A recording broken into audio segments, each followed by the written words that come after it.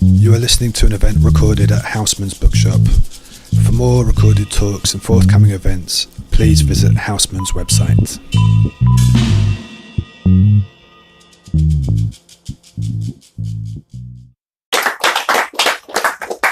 Okay, thank you for having me, and I will sit down to read the extracts and most of the discussion, but I'm going to start standing up because I normally stand up.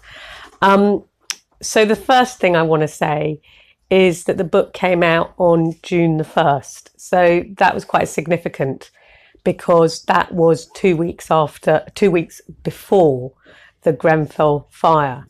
And the Grenfell fire has changed everything for housing and for the landscape that housing is situated in.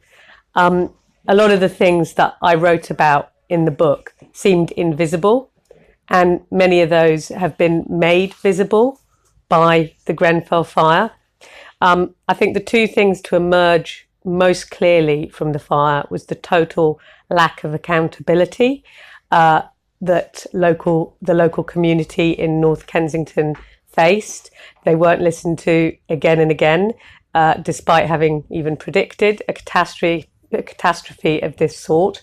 And actually, lack of accountability is one of the key themes that comes up again and again in the book, especially in relation to the demolition of housing estates, which I cover in a lot of detail in the third chapter, where despite huge local opposition, this is going ahead all across London.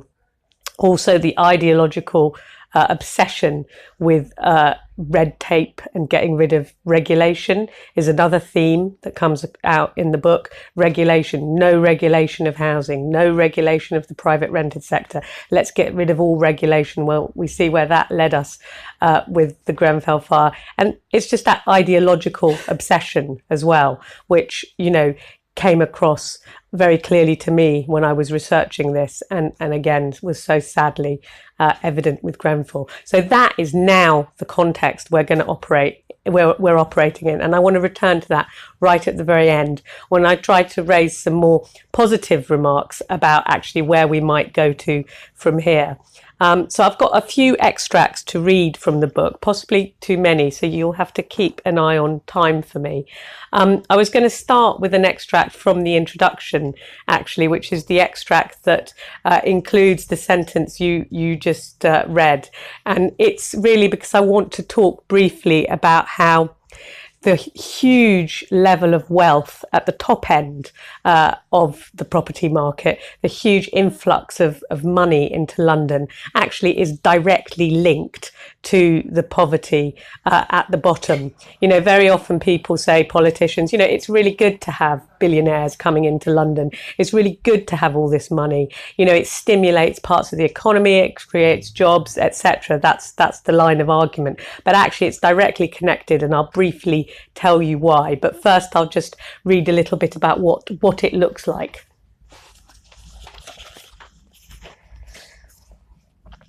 Surrounded by boxes yet again, about to move, knowing that we will be moving again in the new year. I have cleaned and painted the new flat, and it's still a dump, with damp patches and a moth-eaten carpet throughout. I am 46 and I have lived in over 30 houses, and I still have no security. This was posted on social media at the end of 2016 by Jan. She has a good job, earning almost 40,000 a year. Her husband works full-time, they have 2 children, and this is what they have to put up with. These are some of the replies her post elicited, none of which registered surprise. Truly a tragedy, isn't it? Other countries so different. It's so tough. I have a work capability assessment on Monday, and that could lead to issues with my benefits and therefore my rent. What a nightmare. There is nothing more destroying to peace of mind than moving before you have to. I moved a number of times last year before getting to Berlin. I'm lucky that I have this place now, but living in another country with another language is not necessarily a dream to chase. The current situation is broken, isn't it?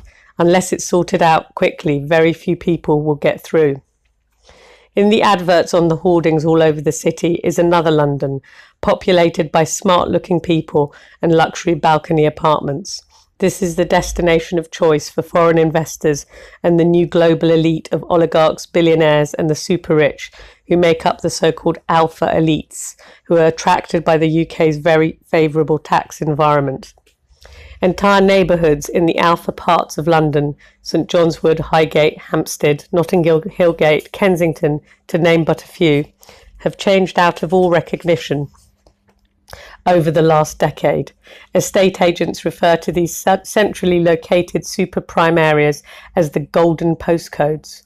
They have long been wealthy places, home to moneyed communities from all over the world, as well as the English upper classes.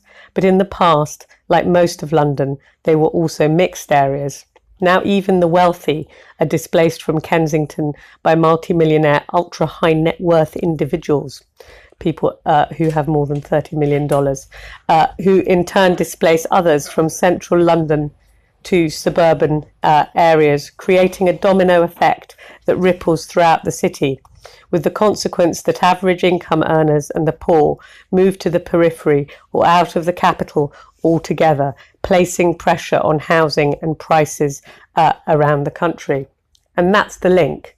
That's in fact why the money at the top trickles down, to use Margaret Thatcher's favourite terminology, the trickle down of wealth. She said, if you bring lots of wealth into an area, it will trickle down and help the places that need it the most. A rising tide floats all boats, etc. It does trickle down, but instead of helping people, it displaces them. So that's the key link. I went on to say, this is a new politics of space. Replacing the politics of class, these trends are not limited to London. The same circuits of global capital are also transforming San Francisco, New York, and Vancouver, European cities from Berlin to Barcelona, and towns and cities in the UK from Bristol to Manchester and Margate to Hastings. This has led to a constant hum of debate about the impacts of that much misunderstood term, gentrification. But this isn't gentrification. It's another phenomenon entirely. And the flood of global capital is being allowed to reconfigure the country.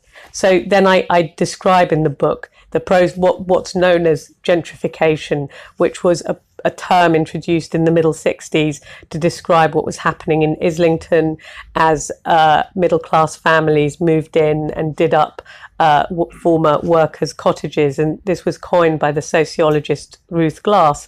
And over a period of 30 years, areas like Islington and Notting Hill changed dramatically, but they also changed very slowly. And actually what we've seen just in the last decade is the wholesale changing of areas, large parts of London. And I don't think this really can be equated with gentrification at all. When it comes to the demolition of housing estates and their replacement with complexes of largely luxury apartments with very small amounts of affordable housing, arguably this might be called state-led gentrification, but even that I don't think describes it properly. So I would steer clear of the gentrification word.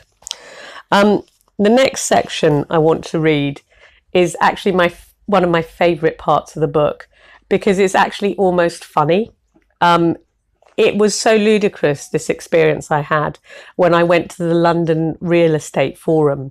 I got myself a press pass and I managed to go to one of these property fairs, which really is how the property industry works. They happen in central London. They happen in Cannes every year in the south of France. The annual global property fair is called MIPIM. So I managed to get into the London Real Estate Forum, which is in a marquee in Berkeley Square. And I wrote it up, and I just want to read you this section. Do you have recordings? Do you have recordings of your conversation at the fair? No, I was there sort of incognito. I wasn't shoving my microphone into people's faces. I don't think that would have had a very beneficial effect. No covert, I mean. Covert. No, I don't do that kind of thing. I don't really go in for it out from your memory. Yeah, I make notes. I'm old-fashioned in that way. Okay. International expos and property fairs are the meat and drink of the property industry. I managed to inveigle my way into the London Real Estate Forum, which is one of the property networking events of the year and a perfect illustration of how deals between developers, investors and local authorities are done. Organised by New London Architecture, a membership organisation for developers, architects and other related bodies, it takes place every year in a giant marquee in Berkeley Square in Mayfair, at the heart of super prime London. I entered the marquee and saw a bar with a pyramid of filled champagne glasses at one end, while waitresses, immaculately clad in black cocktail dresses and heels, handed out sushi to delegates who milled around exhibition stands belonging to the likes of Southwark, Lambeth, Haringey, Croydon and Newham councils, who were advertising their wares in a slick and sophisticated marketing atmosphere light years away from the traditional image of the unglamorous local authority. Councils working in partnership with developers identify and earmark parts of the city for large-scale schemes and then tout them to the audience of global investors. As I walked around, I saw a local authority head of regeneration I knew and asked her why she was there, taking 2 days out of her busy schedule for the event. The reason we come is because everybody's here. If I talk to 5 investors today, then it's job done. Then we can choose who we work with, she explained. According to the website, the event brings together more than 2,000 foreign investors, property companies, local authorities and politicians, as well as armies of consultants and PR people, and a dizzying array of panel discussions and development showcases in specially erected conference rooms, which provided a PR opportunity for developers and local authorities to pitch to investors and to each other. The 180-acre development planned for Brent Cross in North London, the 15 developments in New Town Centre at Elephant and Castle in South London, the Earls Court development in West London, and an unprecedented 28 sites in Newham in East London were just a handful of the 180 showcases featured. It seemed as if every inch of the capital was being parcelled up and recreated in CGI images. Deirdre Armsby, Director of Regeneration and Planning at Newham, described to delegates the astonishing number of sites in her borough. We have the huge benefit in our borough of a young and accepting population ready to accept this scale of growth. One of these sites would be unusual. We have 28 in our planning policy framework.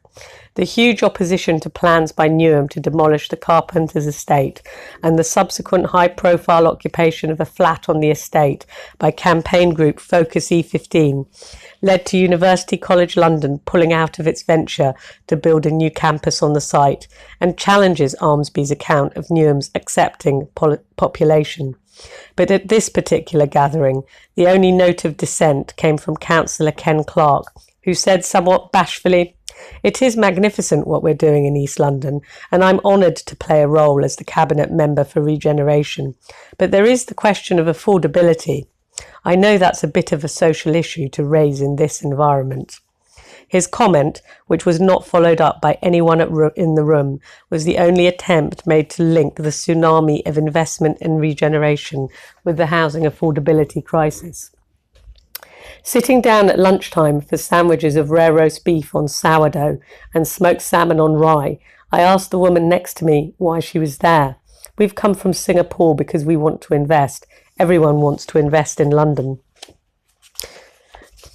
Across the table, a young man approached a group having a meeting. "I just wanted to say hello and introduce myself. I'm an investor. What are you up to?" he asked. "Oh, we're just freeloaders," the more senior in the group replied, laughing, before adding, "We have developments. Our objective here is to meet politicians and local authorities." It was quite an eye-opener into the frenzied extent of networking, which is undeniably useful for all the key protagonists. The problem is one of accountability and transparency, with all the deal-making taking place behind closed doors. When I asked for a delegate list, I was told there wasn't one. And when I followed this up with New London Architecture, I was told it wasn't in a shareable format. As lunch went on, it became very noisy, as the sound of klaxons, chants and a megaphone outside became impossible to ignore, although everyone although almost everyone blithely tried to. I walked out of the marquee and into a wall of noise in Berkeley Square, whistles, police sirens and chants. Here are the people responsible for the housing crisis. Here are the people selling off our land. There are 18 councils here, 15 of them are Labour. A man shouted into a loud hailer, "Tell your friends in Hong Kong and China this is what will happen when they invest in London property." It was Simon Elmer from Architects for Social Housing, along with housing campaigners I knew from the Aylesbury estate in South London, which is under threat of demolition. Ace Dennis, who lives on the Aylesbury and is fighting to save her home, came up to me and said, "Sorry, I haven't been in touch. I've just wanted to hide recently." As I walked out past the security guards, the protest was intimidating, and when one of the protesters recognised me, she apologised for shouting at me. Once, amid the throng of protesters, I saw it wasn't threatening, and the noise of the police siren turned out to be more of a joke, activated by a button on the loud hailer. But for most of the delegates, it was surely discomforting. One woman in a smart royal blue dress pushed one of the protesters and was hissed and booed as she walked down the ramp to the marquee, before starting to run and falling over. Mostly the well-dressed men, and it was nearly all men, just laughed, but in the most unpleasant incident, a delegate called a protester a puff. After I left the protest, I went back into the high security enclosure of the Real Estate Forum and slipped into another conference session. As I sat down, the heavens opened and an alarming monsoon-like thunderstorm started hammering down on the roof of the marquee. "It's gone a bit quiet on the protester front," the first speaker said, to appreciative laughter from the audience, invoking a level of real hostility which seemed to reflect accurately the class war banner of the protesters outside.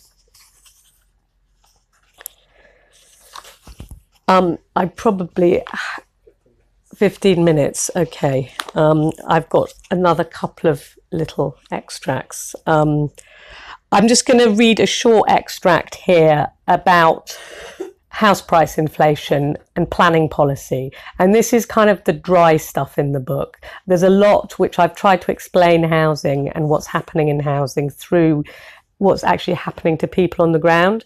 But at the end of the day, you can't escape a bit of facts and figures and policy. So I'm just going to briefly read some of that. If the price of food had increased at the same rate as house prices in the UK over the last 40 years, then today a chicken would cost more than £50. As average house prices in London are more than twice those in the rest of the country, if food prices had tracked house price inflation in London, that chicken would cost £100. High rates of inflation in the 1970s were among the factors that propelled Margaret Thatcher's Conservatives to power in 1979. And since then, low inflation has been a source of economic pride for successive governments. But while food, clothes, furniture, cars and holidays are all included in the government's preferred inflation index, the Consumer Prices Index, CPI, house prices are not, nor are rents accurately reflected.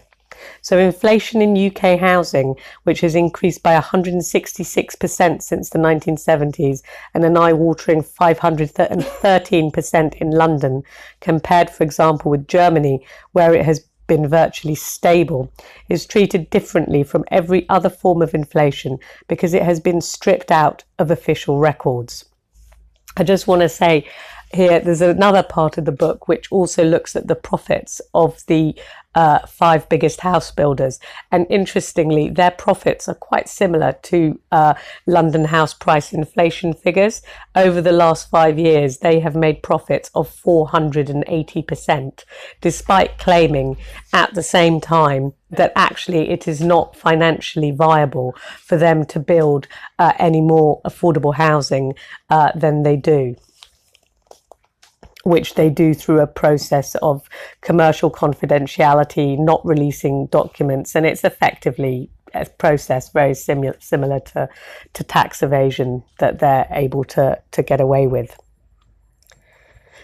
The paradox, of course, is that housing is also a property asset, as well as a human right and public good, and rising prices benefit owners. The result in the UK is a situation where one part of the population is pitted against the other, with those who own gaining directly from the prices that exclude everyone else. Despite the mythology that we are a nation of homeowners, Britain has rarely exceeded the European average, and we have now plummeted to the fourth lowest home ownership in Europe, with only Denmark, Austria and Germany showing lower rates of owner occupation. The difference is that these are all countries with a famously high quality, affordable rented sector where people want to rent rather than buy. Today, although the great majority of people would like to get onto the property ladder, home ownership is at the same level as it was in 1986, when Margaret Thatcher was just embarking on her housing revolution. To an extent, this is part of the global trend that in the contemporary economy, the rate of return on capital is greater than economic growth. Rising prices mean that buying property is the best way for people to make money. So this is really a key theme of the book, which is that the rate of return on capital, the rate of return on property is greater than economic growth, and it's greater than wages. And that's really why, one of the reasons why I called the book Big Capital, because it's a spin on Thomas Piketty's Capital in the 21st Century, which is his exhaustive study of the rate of return on capital exceeding growth and wages and underpinning a new type of economy. So we now live in this property-based economy. While similar trends are evident in other parts of the world, in the UK, the extent of our inflated house prices is down to the particular circumstance that we have very high land prices compared to other countries. This is the consequence of a malfunctioning planning system that no longer bears any relationship to what its architects intended. I don't have time to go into this, but this is quite an important part of the book where I take you through how the original post-war 1947 planning system came with provisions that the windfall profits that came when developers were given planning permission had to be ploughed back into community infrastructure such as affordable housing. And over the years, this has been removed, ultimately, again, in 1986. And it's been replaced with these measures which haven't really built anything like the affordable housing we need, and now resulted in the farce that is these so-called financial viability assessments. This is the complex stuff. There's only a chapter of it, but it is the infrastructure of the policy for people who are interested in that. The rest of it I've tried to relate very much back to what people actually experience. And I'm going to read you another extract. How are we doing for time? I'll read you another extract, which I think is really important, and actually it's the part of the book that's received the least coverage. I knew it would receive minimal coverage because it's about poverty, and it's also complicated. So when you've got poverty and benefits and numbers, you can almost guarantee it's not going to get much attention. But it's quite gobsmacking, actually, when you understand what's happening. So I'll read you this. The domino effect of exporting homelessness around the country. And this is the result of introducing the market into the housing benefit system. 22-year-old Lily, who has a 2.5-year-old daughter called Maisie, became homeless in 2016 and was rehoused by Waltham Forest Borough Council outside London in Boundary House on the outskirts of Welwyn Garden City. The block of one-room flats of temporary accommodation, which has no lift, was once student accommodation for nurses and was never intended for families. From there, it is a long and expensive commute back to Walthamstow in northeast London, where most of Boundary House's new residents are from. There are no shops nearby. It takes half an hour to get to the nearest GP, and the train fare to London is £18.50, not including £4.80 for a single bus fare or £3.50 for a cab to the station.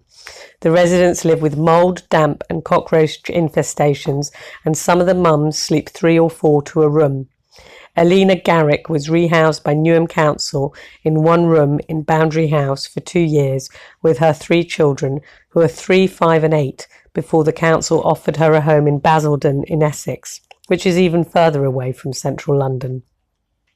It was not what she wanted, and she would have liked to have fight with the support of Focus E15 for a better home, but she was unable to continue to live in the squalid conditions as the mould in their room made her daughter sick with frequent respiratory illnesses.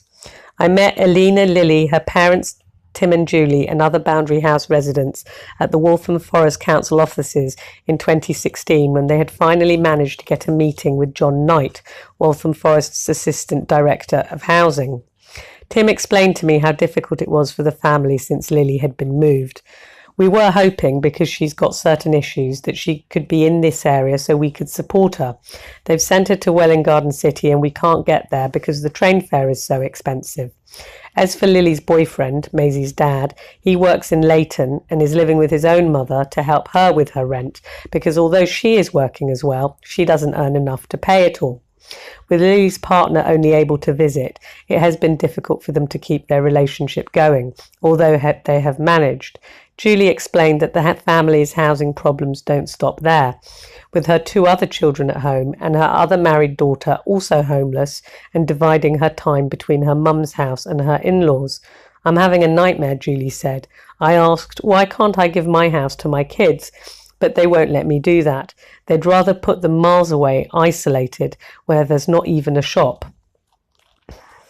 Abigail, another resident, has been housed in one room with her 3-year-old daughter and 6-month-old baby, whose serious medical condition requires frequent visits to hospital in London. Boundary House is run by Theory Housing Management Limited, a private sector company which, according to its website, provides effective property maintenance and responsive repair services. The website goes on to describe Theory as specialists in the property sector with a property portfolio in excess of 500 million and growing on a weekly basis.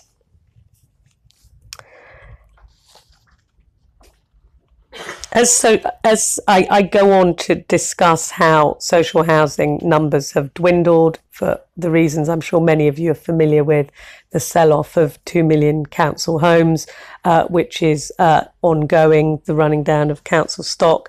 And as social housing becomes a relic from the past, more and more people on housing benefit are being housed in the private rented sector, with over a third of all tenants on benefit in the UK renting privately in 2016.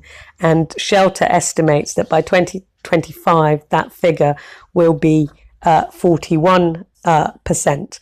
But the issue is that in the past, housing benefit covered the rent for people who couldn't afford to pay, and now it doesn't. It's capped, and it's capped quite significantly. There's quite a significant shortfall of perhaps, a couple of £100 in London. So basically what this means is that tenants from Westminster cannot afford to live in Westminster, so they get pushed out to cheaper areas, and that in turn puts pressure on those areas, and the people there can't afford to live there, and they get pushed out in turn. So families also have no choice but to accept the offers which are given to them, because if they don't accept them, they're described as intentionally homeless and they're left literally on the street. So this is creating a crisis in other cities such as Luton, where Westminster, Waltham Forest and Wandsworth all house families, which in turn means that Luton has nowhere to put its own residents and exports them to Milton Keynes, Bedford, Northampton and Peterborough. This crazy situation is the consequence of making a dysfunctional market system the ultimate arbiter of housing for the poor.